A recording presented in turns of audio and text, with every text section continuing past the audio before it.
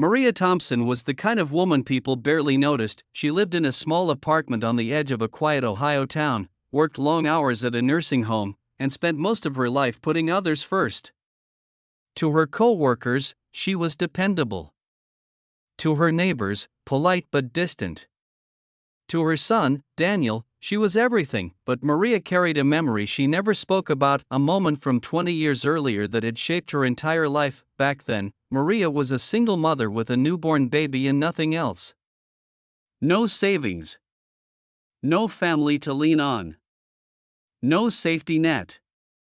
The baby's father had disappeared before Daniel even took his first breath, and Maria was left with hospital bills she couldn't read without her hands shaking. She still remembered that winter day clearly. Snow falling hard. Her old car refusing to start. Daniel crying in the back seat, his tiny face red and tired. Maria had pulled into a grocery store parking lot, knowing she had exactly $10 in her wallet and a long list of things she needed but couldn't afford inside the store. She walked slowly, doing the painful math every struggling parent knows too well. Diapers or milk? Bread or baby formula?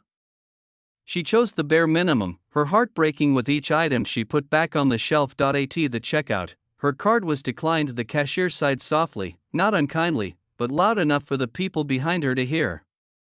Maria felt her face burn with shame. She whispered that she'd remove some items, her voice barely holding together. That's when a woman stepped forward. She was older, maybe in her late 50s, wearing a worn winter coat and a gentle smile. She placed her hand on the counter and said, "It's okay. I've got it." Maria protested immediately. She shook her head, tears already forming. "I can't.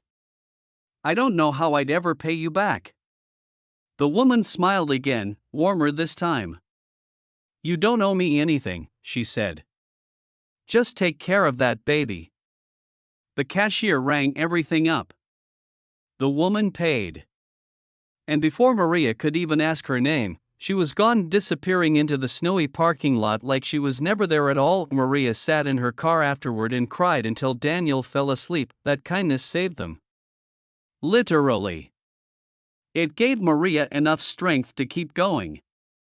Enough hope to believe that maybe, just maybe, the world hadn't given up on her, but the debt stayed. For 20 years, Maria wondered about that woman. Who she was.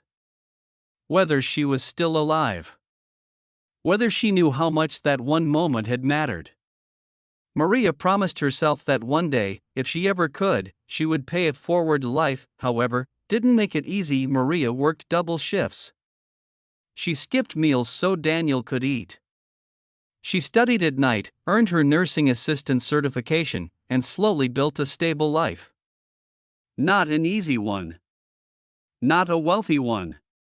But a dignified one. Daniel grew up kind, thoughtful, and hardworking. He noticed how his mother always stopped to help strangers, donated what little she could, and treated everyone with respect. What he didn't know was why she did it with such quiet determination. Years passed. Daniel went to college. Maria kept working. Then one afternoon, everything changed. Maria was finishing her shift at the nursing home when a new patient arrived. Elderly. Frail.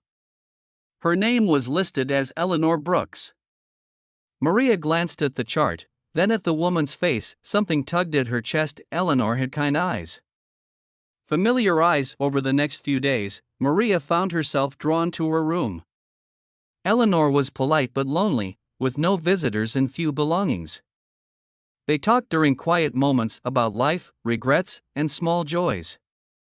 Eleanor mentioned she had never married, had no children, and lived alone until her health failed. One evening, as snow fell outside the window, Eleanor smiled at Maria and said, "You remind me of someone I once met. A young mother. Long ago." Maria's heart skipped. She felt foolish for the thought that crossed her mind, but she couldn't ignore it. She asked gently, "Do you remember where you met her?" Eleanor nodded. "A grocery store." "She looked so scared." "Had a baby with her." Maria's breath caught. With trembling hands, she asked, "Did you help her?" Eleanor's eyes softened. Yes. I paid for her groceries. She thanked me like I'd saved her life. But I didn't think much of it. Anyone would have done the same. Maria sat down, tears streaming down her face. That was me, she whispered. You helped me. The room went quiet. Eleanor reached for Maria's hand, stunned. You're the mother? Maria nodded, crying openly now. I've thought about you for 20 years. You changed my life.